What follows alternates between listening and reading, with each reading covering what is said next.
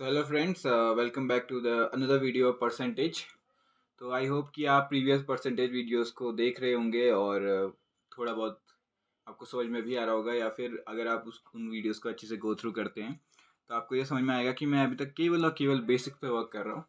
अब आगे की जो नेक्स्ट क्लासेस होंगी, जैसे आज कल परसों 3 या 4 क्लासेस ऐसी होंगी जिसमें हम अब सीधे जंप करेंगे टू द क्वेश्चंस। और अब आपको पूरा बेसिक पढ़ाने के बाद हम वर्ड प्रॉब्लम्स करेंगे मैक्सिमम, और परसेंटेज 3-4 दिन में ख़त्म हो जाएगा। द रीज़न कि मैंने बेसिक्स इतने धीरे धीरे पढ़ाया, उसका रीज़न ये था कि बहुतों को समझ में नहीं आता कि किस तरह से हम ये टेक्निक लगा रहे हैं, और वंस एक बार टेक्निक वो समझ में आ जाए फिर उसके बाद हम कितनी बार भी उसका यूज़ कर सकते हैं।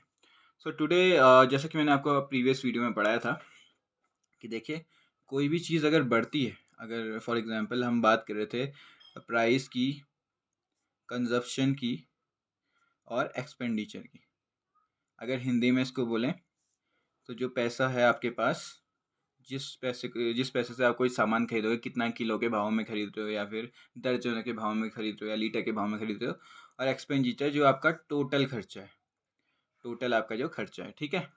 तो अगर कभी एक्सपेंडिचर कांस्टेंट हो जाता है, यानी कि जैसे उसने कहा 300 ही आपके पास रुपए हैं, तो प्राइस के बढ़ने या घटने से कंजप्शन में अफेक्ट पड़ता है। वही चीज़ अगर 100 रुपये के आलू हो गए, 100 रुपये किलो हो गए तो आप 3 kg ले आओगे, 150 रुपये किलो हो गए तो आप 2 ही kg ले आओगे, ठीक है, अगर आपके पास 300 रुपये हैं बस। तो इस तरह से ये काम करता है। तो मैंने आपको पढ़ाया था कि जब भी कभी प्राइस के रिस्पेक्ट में बात होगी और ये दोनों आपस में एक साथ मतलब मल्टीप्लाई होकर कांस्टेंट के साथ बराबर हो गए ना, प्राइस इंटू कंजप्शन ही आपका टोटल कांस्टेंट होता है। जैसे 100 इंटू 3 kg, 3 kg 300 होता है ना, ऐसे निकालते हो आपकी 3 पेन कितने रुपए की है, अगर एक पेन 5 रुपए की है तो 3 इंटू 5 15 हो गया। ऐसे ही करते हो प्राइस इंटू कंजप्शन, वो आपका एक्सपेंडिचर आ जाता है। अगर एक्सपेंडिचर आपका कांस्टेंट होता है तो price is inversely proportional to consumption, और आप प्राइस की जगह 1/कंजप्शन रख सकते हो। प्रीवियस क्वेश्चंस पे हमने ये पढ़ा था। आज हम उनमें से एक न्यूमेरिकल से शुरुआत करेंगे, बस एक छोटा सा रिवीजन के लिए, और फिर हम एक नई टाइप पे जाएंगे, वो है हमारा आखिरी टाइप। इसके बाद हम सारे क्वेश्चंस वर्ड प्रॉब्लम जितने भी हैं ओवरऑल उसको कवर करने की कोशिश करेंगे, ठीक है। सो आज की वीडियो लास्ट रहेगी बेसिक्स के लिए, और फिर उसके बाद हम 1 बाय 1 क्वेश्चंस को करना शुरू करेंगे, ठीक है। तो आज का क्वेश्चन है, if food prices go up to 10%, how much should a man reduce his consumption so as not to increase his expenditure. तो हमें क्वेश्चन ने कहा है कि अगर फूड प्राइसेस आपका 10% से इंक्रीज करता है तो जाहिर सी बात है आपका कंजप्शन डिक्रीज तो करेगा। अब कितना डिक्रीज करेगा वो पूछ रहा है, ताकि एक्सपेंडिचर में कोई फर्क ना पड़े, एक्सपेंडिचर क्या रहे, कांस्टेंट रहे। तो ऐसी कंडीशन में मैंने आपको क्या बताया था कि सबसे पहले तो आप लिखोगे कि कितना परसेंट बढ़ा है। देखो ये नया वाला है और ओल्ड वाले से कितना है, 10% बढ़ा है। 10% को हम क्या लिखते हैं, 1/10, और ये इंक्रीज हुआ है तो कितना हो गया, 11/10। आई होप आपने फर्स्ट वीडियो देखी होगी जिसमें आपने फ्रैक्शन के से परसेंटेज में कन्वर्जन देखा होगा। जिसको भी वो याद है, आप परसेंटेज आराम से कर सकते हैं, बहुत ही ईजिली शॉर्ट फॉर्म में। इसको यहाँ रखो, P1/P=11/10। अब मुझे पता करना है कंजप्शन कितना घटा है, तो मैंने कहा था कि ये अपॉन में आ जाएगा और ये ऊपर आ जाएगा। तो P=1/C डैश, यानी कि जो नया है, और अपॉन C=11/10। ओल्ड और न्यू, ओल्ड अपॉन न्यू कितना हो गया, 11/10। देखो आपको अगर चेक करना है कि ये सही है कि नहीं, तो देखो नए प्राइस के हिसाब से प्राइस बढ़ा है तो कंजप्शन घटा है, पुराना प्राइस कम था, कंजप्शन ज़्यादा था। अब मुझे पता करना है कि कंजप्शन में कितना चेंज आया है, कितना वो घटा है।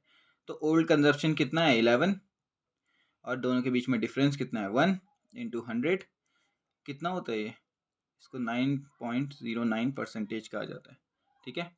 इतनी इसकी वैल्यू होती है, तो इतना क्या हुआ है, कंजप्शन डिक्रीज हुआ है।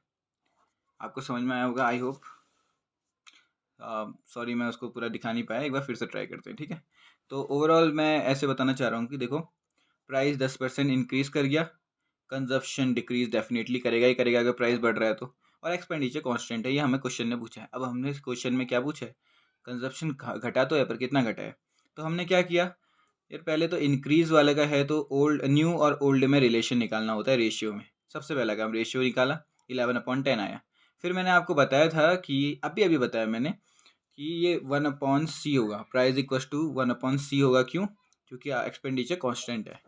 तो उसके बेस पे क्या हो गया, नया वाला 1/, नया कंजप्शन, पुराना वाला 1/, ओल्ड कंजप्शन, 11/10 तो अपनी जगह रहा, ऊपर वाला ऊपर, नीचे वाला नीचे, तो new old consumption upon new consumption 11/10 आ गया। तो अब मेरे को क्या करना था, मेरे को ओल्ड कंजप्शन से कितना फ़र्क अब नए वाले में पड़ा है वो देखना है। तो किस में फ़र्क देखना है हमें, ओल्ड कंजप्शन से कितना फ़र्क पड़ा है, डिफरेंस 1 का इंटू 100, 9.09% डिक्रीज हुआ है। ठीक है, ये तो था हमारा जो प्रीवियसली हमने करा था वो क्वेश्चन। अब हम अगले क्वेश्चन की अगली टाइप की तरफ चलते हैं। अगला टाइप है हमारा एग्जामिनेशन टाइप। तो जैसा कि आपने बहुत बार ऐसे क्वेश्चन सुने होंगे परसेंटेज में, जैसे कि एक बच्चा है उसने 35% स्कोर किया पर 20 मार्क्स से वो फेल हो गया, ठीक है। और वहीं एक बच्चा है जिसके 45 परसेंटेज आए और वो 10 मार्क्स से पास हो गया, 10 मार्क्स ज़्यादा ला गया वो, ठीक है।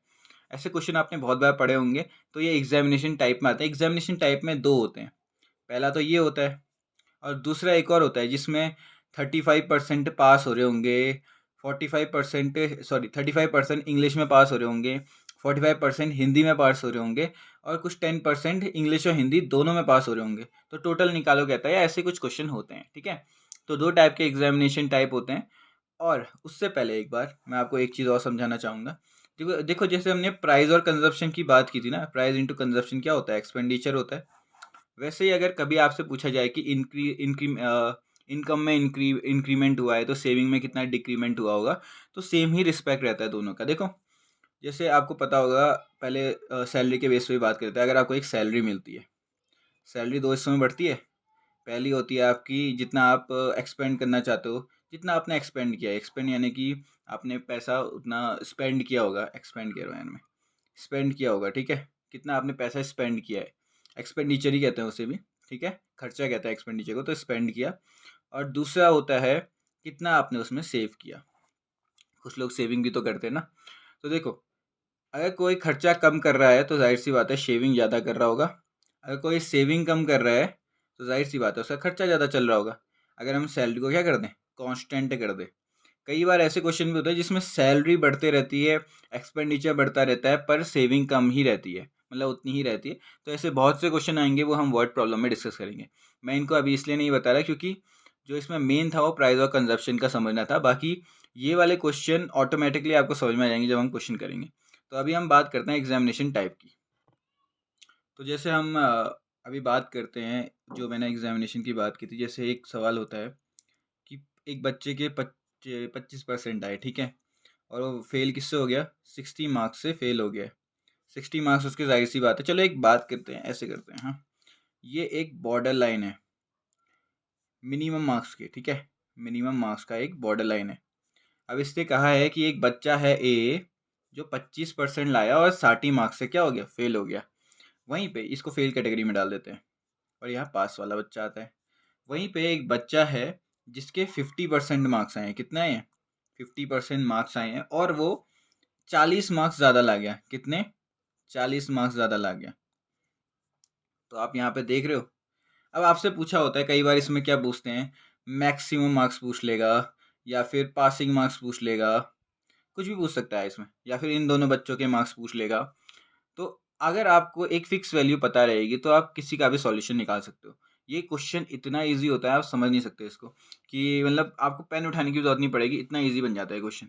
देखो इसको सॉल्व कैसे करना है। इसको सीधे मैं टेक्निक से ही बताता हूँ ताकि आपका टाइम भी बचे और आप कॉन्सेप्ट भी समझ जाओ, ठीक है। तो ये बॉर्डर लाइन थी, आपको कुछ नहीं करना है, छोटा सा डायग्राम बना सकते हो अपने आसपास। इसको 25 यहाँ पे लिख दो, फेल वाला बच्चा 25%, पास वाला बच्चा 50%, ठीक है, फेल और पास वाला। ये कितने मार्क्स से फेल हुआ है, 60 मार्क्स से ये फेल हुआ है। और ये कितना ज़्यादा लाया है, ये 40 मार्क्स ज़्यादा लाया है, ठीक है। तो ओवरऑल देखा जाए तो इस पूरे के पूरे गैप को, इन दोनों के गैप को कितना का कह सकता हूँ मैं, 100। यानी कि इन दोनों के मार्क्स के बीच में कितना डिफरेंस होता होगा, 60 का और 40 का। ये 60 मार्क्स कम लाया और 40 मार्क्स ज़्यादा लाया, तो गैप कितने का बच गया, 100 का गैप बच गया ना। जैसे फॉर एग्जांपल, आप अपने भाई से, जो भी आपका भाई बहन है, अगर आप अपने भाई से 3 साल छोटे हो और आपका जो दूसरा, देखो मान लो 3 भाई हैं, 1 ब्रदर, 2 ब्रदर, 3 ब्रदर, ठीक है। ये वाला 5 साल बड़ा है 2 से, ये 5 साल छोटा है 2 से, ठीक है। तो 1 और 3 में कितने का डिफरेंस होता होगा? 10 साल का डिफरेंस होता होगा, नहीं होता होगा? अगर 2 को बॉर्डर लाइन मानो तो ये 5 ऊपर जा रहा है, ये 5 नीचे जा रहा है, ऐसे करके आप क्या कर सकते हो? दोनों के बीच का गैप निकाल सकते हो। वही चीज़ मैंने यहाँ पे करी। ये फेल वाला स्टूडेंट था जो 60 मार्क्स से फेल हुआ है, और ये पास वाला स्टूडेंट है जो 40 मार्क्स से ज़्यादा मतलब पास हो गया है, 40 मार्क्स ज़्यादा ला गया है। तो उनके बीच में डिफरेंस कितने का है? 100 का है। तो जाहिर सी बात है, ये तो मैंने मार्क्स का डिफरेंस निकाला। परसेंटेज का डिफरेंसेज कितना होगा? 25% माइनस 50% कितना होता है? 25% होता है। अब ये 25% किसका होता होगा, ज़रा सोच के बताओ। ओवरऑल जो मार्क्स होते होंगे ना, चलो मान लिया ओवरऑल मार्क्स एक्स कहते हैं, तो कितना हो सकता होगा? 100 मार्क्स के बराबर होता होगा 25%, ठीक है। तो अब बहुत ही ईजी हो जाएगा, मुझे एक्स की वैल्यू निकालनी है। 25% को हम कितना कहते हैं? 1/4। एक्स तो एक्स ही रहेगा, और ये 100 रहेगा, 4 यहाँ चले जाएगा, एक्स इक्व टू 400। ये मैक्सिमम मार्क्स आ गए। क्या आ गए? Maximum marks. अगर आपको कोई पूछता है पासिंग मार्क्स कितने हैं, तो पासिंग मार्क्स के लिए क्या करना है? 25% प्लस 60 कर दोगे, या फिर 50% माइनस 40। माइनस 40 क्यों कर रहे हो? क्योंकि 40 मार्क्स ज़्यादा है पासिंग मार्क्स से। माइनस 60 क्यों कर रहे हो? 60 मार्क्स कम है पासिंग मार्क्स से, ठीक है। तो ऐसे करके आपकी पासिंग मार्क्स निकल जाएंगे। जैसे 25% से शुरू करते हैं। 25% ऑफ ओवरऑल जो मार्क्स होते होंगे, चालो 400, इसको 1/4 इंटू 100 कर दो, ये आ गया तुम्हारा 100 मार्क्स प्लस 60, तो 160 मार्क्स आपके पासिंग मार्क्स होते होंगे, ठीक है। ऐसे करके आपने पासिंग मार्क्स निकाल लिए। वहाँ से भी यही आएगा, 50% ऑफ एक्स यानी कि 1/2 ऑफ 400, जो कि कितना आएगा? 200 माइनस 40 कर दो ना, क्योंकि 40 मार्क्स ज़्यादा लाया था वो, 160 आ गया। दोनों में ही पासिंग मार्क्स इक्वल आ रहे हैं, जाहिर सी बात है आपका आंसर सही है। तो आप समझ गए होंगे कि मैं कैसे इसको सॉल्व करना चाह रहा हूँ। फिर से एक बार मैं आपको बता देता हूँ कि कभी आपको बोला जाता है एक कैंडिडेट है जो 25% लाया है, कुछ भी कह सकता है, वो इतने परसेंट लाया है और वो इतने से फेल है, ठीक है। तो उसको लाइन से इस तरफ लिख दो, इतने मार्क्स से पास है और इतने परसेंट लाया है, तो इसको इस तरफ लिख दो। दोनों के बीच का गैप ऐड कर देना, सीधी बात है, ऐड कर देना। 60 और 40 100 आ गया, ठीक है। फिर उसके बाद दोनों के परसेंटेज में भी माइनस कर देना 25%। अब एक चीज़ हमेशा याद रखना कि ओवरऑल का हमेशा परसेंटेज लिखा जाता है। देखो यहाँ पे होल अपने आप में कितना है, जितने टोटल नंबर का पेपर होता होगा। जैसे आपके आए, आपके 20 फॉर एग्जांपल आपने 90% स्कोर कर लिए और पेपर आपका 1000 मार्क्स का है, तो आप 900 मार्क्स लाए होगे, इसका मतलब, ठीक है। तो वो टोटल किससे कंपेयर हुआ? वो आपके टोटल मार्क्स से कंपेयर हुआ, जो परसेंटेज था वो ऐसे ही निकला, ठीक है। तो हमेशा ये याद रखना कि जो परसेंटेज होती है वो टोटल मार्क्स के साथ ही होती है। तो इसका यूज़ किया, 25% 1/4 होता है, 4 इधर भेज दिया, मैक्सिमम एकदम से निकल गए। फ्रैक्शन का काम यहाँ पे भी आ रहा है, देखो हर जगह फ्रैक्शन का ही काम है। तो उसके बाद आप कुछ भी कर सकते हो, आप पासिंग मार्क्स निकाल सकते हो, बच्चे के मार्क्स निकाल सकते हो। बच्चे के मार्क्स कितने होते हैं? 100 मार्क्स होते होंगे बच्चे के, 25% लाया था उस टाइम। और दूसरा वाला बच्चा कितने लाया हो सकता है? 200 मार्क्स लाया होगा, तभी 40 ज़्यादा थे, ठीक है। तो ऐसे करके आप निकाल सकते हो। अब बात करते हैं, एक इसका न्यूमेरिकल करते हैं, फिर अगला टाइप जाएंगे सीधे, ओके। तो जैसे ये अगला क्वेश्चन आया, सेम उसी टाइप का ही है, इसको समझने की कोशिश करते हैं, ठीक है। तो इसमें बोला गया है कि in a test student get 30% and failed by 25 marks. एक बॉर्डर बना लिया, 30% ये पास होने मतलब फेल्ड वाला बच्चा है, कितने मार्क्स से फेल हुआ है? 25 से फेल हुआ है, ठीक है। इस तरफ को लिख देना है क्योंकि ये फेल्ड हुआ है। अगला एक और है, in the same test another get 40%, score 45 marks more than the minimum marks. इसका मतलब क्या होगा? वो पास हुआ होगा, 45 मार्क्स ज़्यादा स्कोर कर दिए हैं उसने, और 40% उसका टोटल एक आंकड़ा है। तो अगर हम देखें तो इन दोनों के बीच में, पास और फेल के बीच में, ये दोनों बच्चे जो हैं इनके बीच में डिफरेंस कितने मार्क्स का है? तो इन दोनों को ऐड करके ये कितना बनता है? 70 मार्क्स।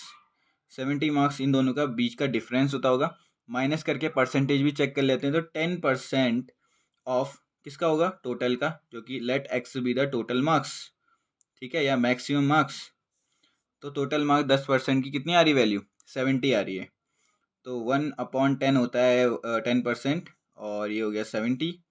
तो x इक्वस टू कितना हो गया? 700। तो 700 is the total maximum marks जो आपके आ सकते थे उसमें। इतना इजी हो जाता है क्वेश्चन अगर आप समझ लो उसका कॉन्सेप्ट। आप कहाँ यहाँ पे एक्स उन दोनों को सॉल्व करते फिर माइनस करते। अगर आपको डायग्राम से समझ में आ गया कि आपने क्या किया है, then it become very easy. हालांकि मैं सोच रहा था एग्जामिनेशन का दूसरा टाइप भी कराऊँ, but we are running out of time, and आज मैं और वीडियोज़ पे भी वर्क कर रहा हूँ, बट सैडली आज मैं उनको पोस्ट नहीं कर पाऊँगा because of some network issues. मैंने ट्राई किया था दिन में। So the next video regarding reasoning भी आ रही है, एक अगला सेक्शन, और साथ ही साथ हिस्ट्री का जो ब्रिटिशर्स वाला पार्ट है वो भी तैयार हो रहा है। तो कल आप एक्सपेक्ट कर सकते हैं कि 3-4 वीडियोज़ आएँ, या कल या परसों में, कल भी एक वीडियो भी आ सकती है, डज़न्ट मैटर। बट अगला मैं परसेंटेज का सेशन इसी के बाद शुरू करेंगे, एग्जामिनेशन वाला, जो पास फेल दोनों सब्जेक्ट्स में होता है, या 3 सब्जेक्ट भी होते हैं कभी-कभी। और उसके बाद हम सीधे परसेंटेज के क्वेश्चन पे क्वेश्चन करेंगे। तो अभी लास्ट के 1 दिन या 2 दिन बचे हैं परसेंटेज के कंप्लीट होने में, बेसिक्स। तो आप एक बार सारी वीडियोज़ को गो थ्रू कर लीजिए, ताकि आप परसेंटेज में क्लियर हो जाएँ इन कॉन्सेप्ट। फिर उसके बाद मैं एकदम से जल्दी-जल्दी इनके आंसर्स करने वाला हूँ। मैं तो लिखता भी नहीं ज़्यादा यार, बस ऐसे ही लिखता हूँ ड्राइंग बना के, जल्दी हो जाता है। तो ऐसे ही आपको भी करने की आदत हो जाएगी। You have to practice with और मी, एंड साथ में करेंगे, बढ़िया रहेगा, ठीक है? Thank you everyone and have a nice day. If you like my content, उसको शेयर करें, सब्सक्राइब करें, एंड अपने दोस्तों को भी इन्फॉर्म करें इसके रिगार्डिंग। क्या पता और जो इसमें इंटरेस्ट ले रहे हो वो भी मेरी वीडियो देखें, तो इससे मुझे भी मोटिवेशन मिलेगी। Thank you.